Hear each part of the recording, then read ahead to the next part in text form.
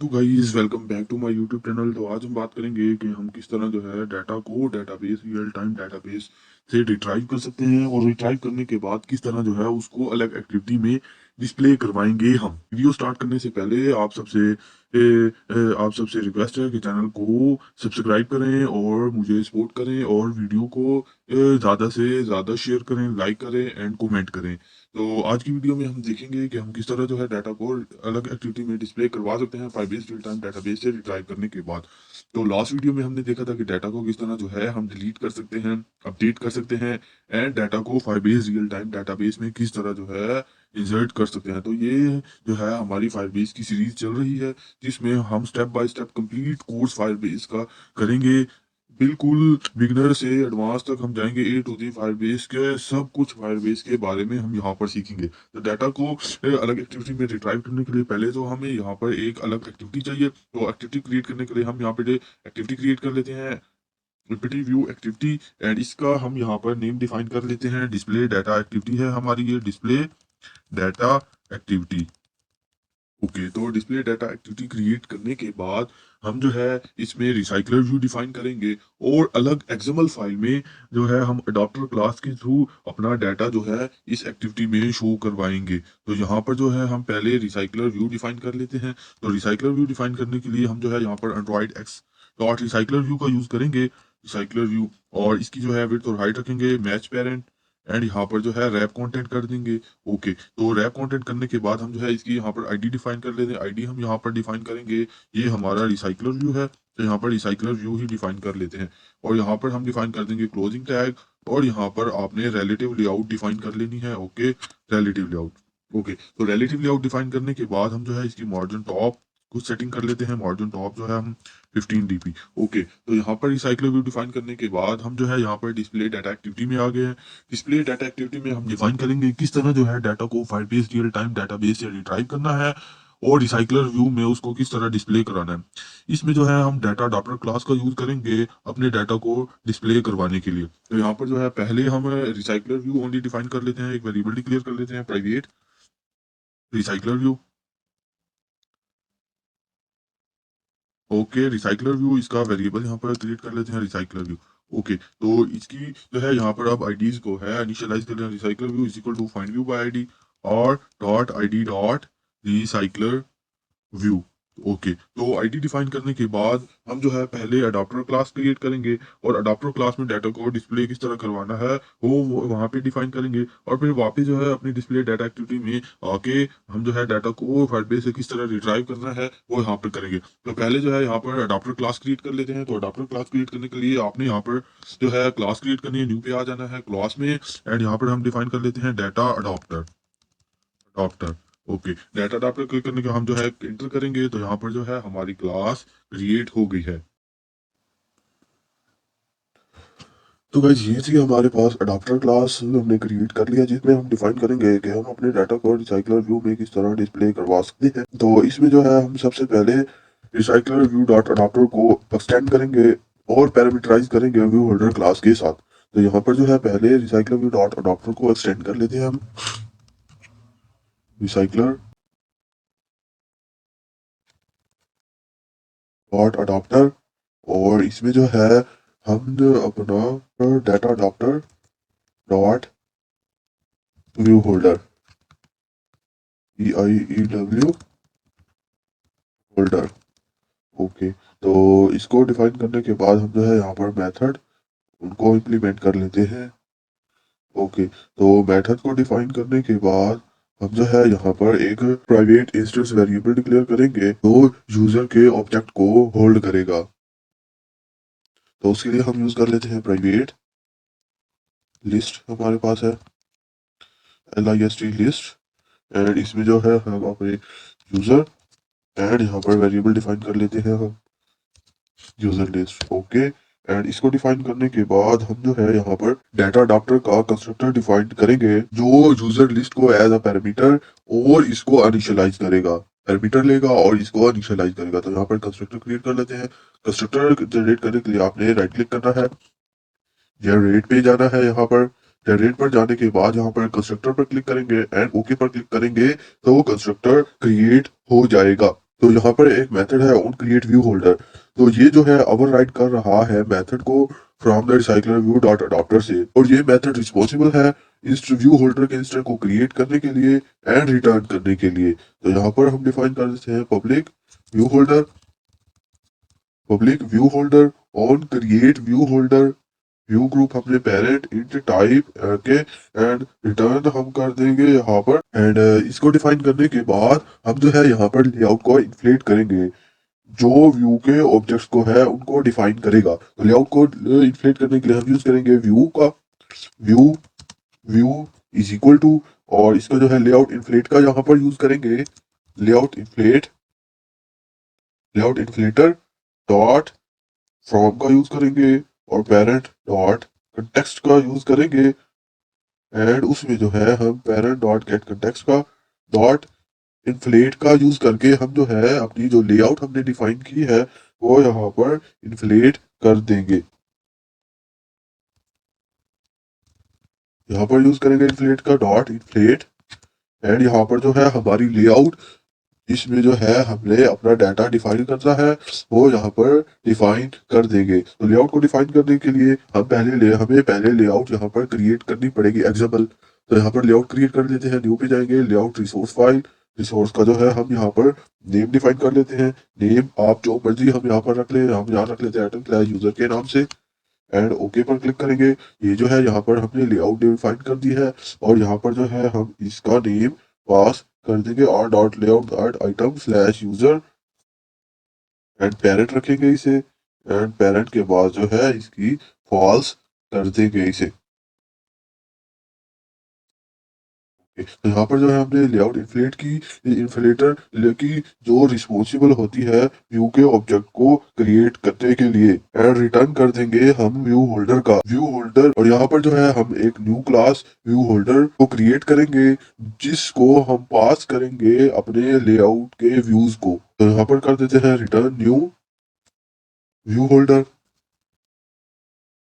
View view view holder, okay, return view holder.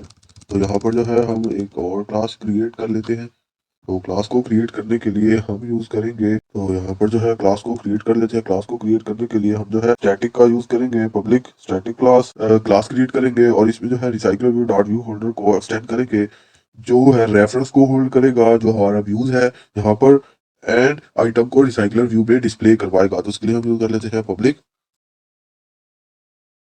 Static, यहाँ पर जो है public static class okay and view holder view holder, okay view holder, और extend हम कर देंगे recycler view dot view holder को, recycler view dot view holder, okay. और एक्सटेंड करने के बाद हम जो है यहाँ पर इसका कंस्ट्रक्टर वो यहाँ पर डिफाइन कर देंगे, ओके। और यहाँ पर हम वापस आ गए हैं इन्फ्लेट में, और यहाँ पर हम कर देंगे व्यू को पास कर देंगे यहाँ पर व्यू। तो यहाँ पर हमारे पास जो है ऑन बाइट व्यू होल्डर है। ऑन बाइट व्यू होल्डर जो मेथड है ना, ये व्यू होल्डर के जो ऑब्जेक्ट है उसको अपडेट करेगा, और जो हमारा डाटा है उसको उसकी पोजीशन पर शो करवाएगा। तो यहाँ पर जो है हम कर देते हैं user is equal to user list pass कर देंगे, यहाँ पर हमारी जो है डॉट गेट एंड इसमें जो है पोजीशन वो डिफाइन कर देंगे। तो गाइस ये जो है ये यूजर के ऑब्जेक्ट को कॉल करेगा यूजर लिस्ट से, और व्यू होल्डर के थ्रू जो है यूजर के ऑब्जेक्ट को यहाँ पर सेट कर देगा। तो यहाँ पर ऑब्जेक्ट को सेट करने के लिए हम जो है पहले यहाँ पर अपने text view name and email को अपनी जो है आइटम स्लैश एक्सएमएल फाइल यहाँ पर डिफाइन कर लेते हैं, और फिर उसके वेरिएबल डिक्लेयर करके इनकी आईडीज को सेट करना है हमने वहां पर। तो यहाँ पर पहले जो है हम अपनी item slash user XML file है उसे यहाँ पर डिफाइन कर लेते हैं। तो उसके लिए हम यहाँ पर यूज कर लेते हैं लीनियर लेआउट,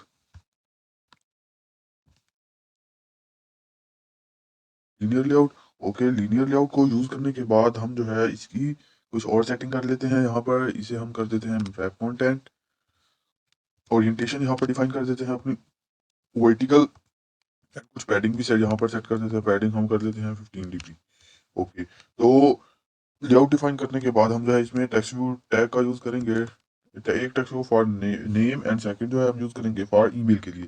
तो यहाँ पर डिफाइन कर लेते हैं टेक्स्ट व्यू की विड्थ और height, match parent and second हम रख लेते हैं wrap content. Okay, text size भी यहाँ पर डिफाइन कर लेते हैं। टेक्स्ट साइज जो है हम रख लेते हैं 15 SP ही सेट कर लेते हैं। और नेम को जो है टेक्स्ट उसको हम यहाँ पर बोल्ड कर लेते हैं ताकि हमें पता चल जाए ये नेम है हमारा टेक्सटाइल बोल्ड। ओके, एंड यहाँ पर डिफाइन कर लेते हैं हम क्लोजिंग टैग और इसकी वो है आईडी वो यहाँ पर सेट कर लेते हैं आईडी @ID एंड आईडी हम रख लेते हैं ये हमारा टेक्स्ट व्यू है नेम के लिए है टेक्स्ट व्यू नेम। ओके, तो आईडी डिफाइन करने के बाद हमें एक और टेक्स्ट चाहिए हमारे ईमेल के लिए, तो यहाँ पर जो है हम डिफाइन कर लेते हैं टेक्स्ट व्यू ईमेल को, टेक्स्ट व्यू EMAIL मेल। और इसकी जो है मार्जिन टॉप वो यहाँ पर डिफाइन कर लेते हैं, इसकी मार्जिन हम रख लेते हैं जी 15 dp और इसकी भी हम मार्जिन जो है वो 15 dp सेट कर लेते हैं यहाँ पर मार्जिन टॉप 15 dp। ओके, तो ये थी हमारी एक्सएमएल फाइल जिसमें हमने दो टेक्स्ट व्यू सेट किए फॉर नेम एंड ईमेल के। तो एक्सएमएल फाइल डिफाइन करने के बाद हम जो है वापस डाटा अडॉप्टर क्लास में आएंगे और डाटा अडॉप्टर क्लास में आने के बाद हम जो है व्यू होल्डर यहाँ पर जो है अपने टेक्स्ट व्यू के वेरिएबल डिक्लेयर करेंगे और फिर उनको सुपर क्लास का जो हमारा कंस्ट्रक्टर है उसके नीचे यहाँ पर डिफाइन करेंगे विद आईडीज के साथ। टेक्स्ट व्यू है हमारा, टेक्स्ट व्यू नेम के लिए है हमारा NAME नेम एंड सेकंड है हमारा टेक्स्ट व्यू फॉर है ईमेल के लिए। ओके, एंड यहाँ पर जो है हम इनकी आईडीज उनको इनिशियलाइज कर लेते हैं text view name, text view is equal to item view dot find view by ID और डॉट आईडी डॉट जो है हमारे टेक्स्ट व्यू की आईडी वो यहाँ पर डिफाइन कर देंगे टेक्स्ट व्यू नेम के लिए। एंड यहाँ पर सेकंड जो है हम डिफाइन कर देंगे टेक्स्ट व्यू ईमेल के लिए, तो यहाँ पर हम कर देते हैं text view email. Okay, and यहाँ पर भी हम डिफाइन कर देते हैं text view email.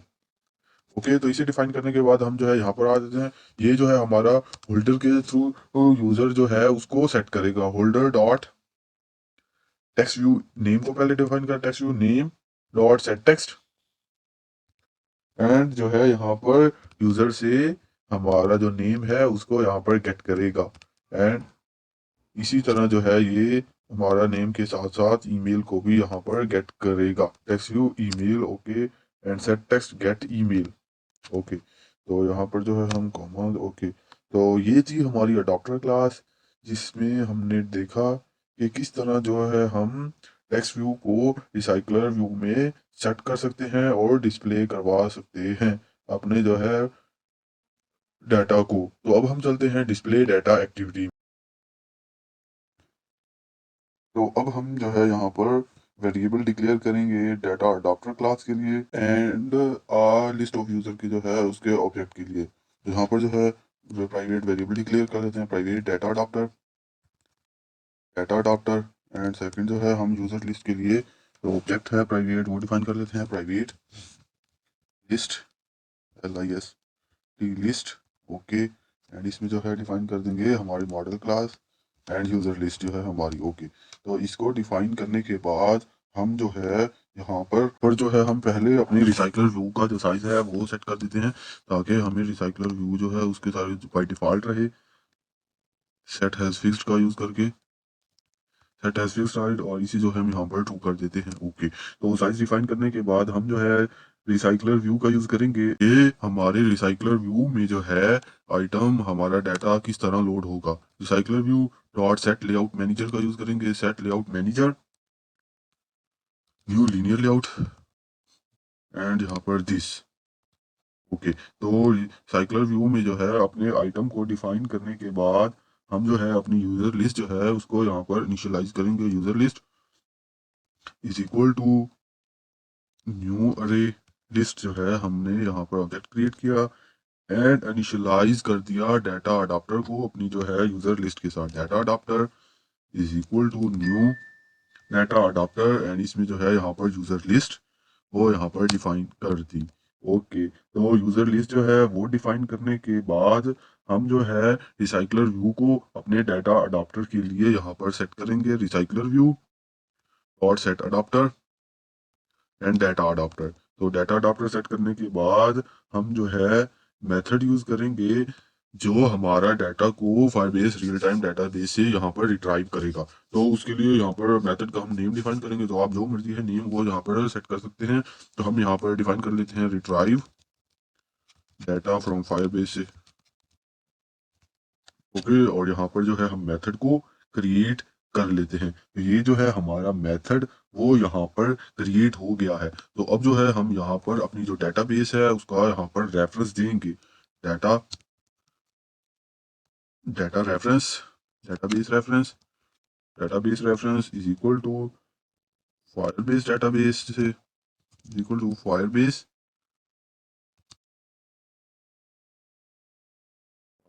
Database dot get instance dot get reference.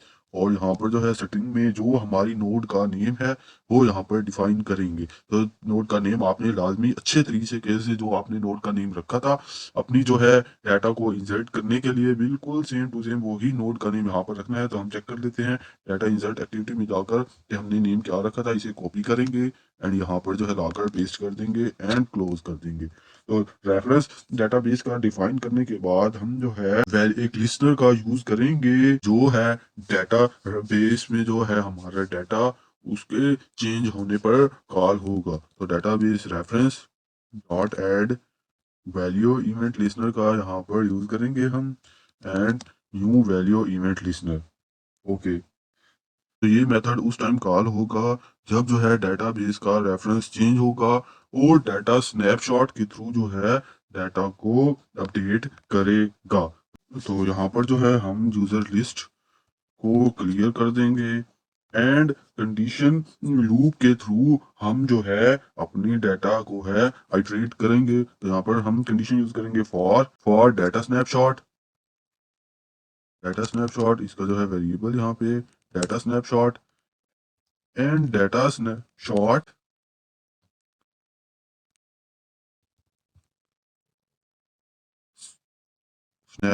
Dot gate children. तो यहाँ पर जो है ये चिल्ड्रन को गेट करेगा डाटा स्नैपशॉट के थ्रू। और यहाँ पर जो है हम जो है स्नैपशॉट के थ्रू जो वैल्यू है वो यहाँ पर गेट करेगा। User user is equal to snapshot is equal to data snapshot dot get value and यहाँ पर जो है user dot class. Okay, and इसके बाद जो है ये यूजर को लिस्ट में यूजर को गेट करेगा। गेट करने के बाद जो है यूजर को लिस्ट में ऐड कर देगा। User list dot add and user. Okay, तो यहाँ पर जो है चिल्ड्रन को गेट करेगा और यूजर लिस्ट में ऐड कर देगा। तो इसे डिफाइन करने के बाद गाइस हम यहाँ पर नोटिफाई डाटा का यूज करेंगे जो हमारे रिसाइकलर व्यू को अपडेट करेगा, रिफ्रेश करेगा जब न्यू डाटा जो है यहाँ पर अपडेट होगा। तो उसके लिए हम यूज करेंगे यहाँ पर data adopter dot notify data set change का यहाँ पर यूज करेंगे। ये जो है हमारा रिसाइकलर व्यू उसको रिफ्रेश करेगा और नोटिफाई करेगा जब डाटा जो है चेंज होगा। तो ये थी हमारी आज की वीडियो जिसमें हमने देखा कि हम जो है अपने फायरबेस रियल टाइम डेटाबेस से डाटा को किस तरह रिट्राइव कर सकते हैं और रिट्राइव करने के बाद किस तरह जो है डाटा को रियल टाइम में डिस्प्ले करवा सकते हैं। तो चलते हैं और इसको रन करके चेक कर लेते हैं कि क्या डाटा रियल टाइम में डिस्प्ले हो रहा है या नहीं। तो चलते हैं और इसको यहाँ पर रन करके चेक कर लेते हैं। तो गाइस ये जो है हमारे पास हमारी ऐप सक्सेसफुली इंस्टॉल हो गई है। तो यहाँ पर पहले हम डाटा को इंटर करेंगे और फिर उसको डिस्प्ले करवाएंगे। तो यहाँ पर सिर्फ मैंने ओनली एक बटन क्रिएट किया है और इस पर इंटर सेट किया है अपनी एक्टिविटी का। तो यहाँ पर हम पहले आईडी दे लेते हैं। हमारे पास आईडी है, सपोज हम दे लेते हैं 2 एंड यहाँ पर नेम डिफाइन कर लेते हैं। नेम हम रख लेते हैं राहील टेक के नाम से, राहील एंड टेक 1 दे लेते हैं यहाँ पर। एंड यहाँ पर ईमेल इंटर कर लेते हैं tech@gmail.com टेक 1 2 3 डिफाइन कर लेते हैं। ओके, तो यहाँ पर इंसर्ट डाटा पे क्लिक करते हैं। ये जो है हमारा डाटा सक्सेसफुली जो है हमारे एक्टिविटी में इंसर्ट हो गया है। तो अब जो है हम यहाँ पर डिस्प्ले डाटा पे क्लिक करेंगे तो हमारा जो यूज़र में जितना भी डाटा होगा वो यहाँ पर डिस्प्ले होना चाहिए। तो जैसे ही हम बटन पे क्लिक किया तो यहाँ पर ये देखें जो हमने अभी डाटा इंटर किया है राहील टेक 1 एंड टेक123@gmail.com ये हमारा आ गया है। एंड ये हमारा प्रीवियस जो डाटा हमारे पास था हमारी एक्टिविटी में यहाँ पर डिस्प्ले हो गया है। तो ये थी हमारी आज की वीडियो, जिसमें हमने देखा कि किस तरह जो है हम डाटा को सक्सेसफुली अपनी अलग एक्टिविटी में डिस्प्ले करवा सकते हैं। तो हमने फायरबेस की सीरीज़ में अब तक देख लिया है किस तरह हम डाटा को इंसर्ट कर सकते हैं, अपडेट कर सकते हैं, डिलीट कर सकते हैं और डाटा को अलग एक्टिविटी में किस तरह जो है डिस्प्ले करवा सकते हैं। तो अगर आप हमारे साथ जुड़े रहिए, अगर आपको ये वीडियो अच्छी लगी है तो चैनल को लाजमी सब्सक्राइब करें, शेयर करें अपने दोस्तों के साथ एंड वीडियोस को लाइक करें एंड कमेंट करें। Thank you so much for watching video.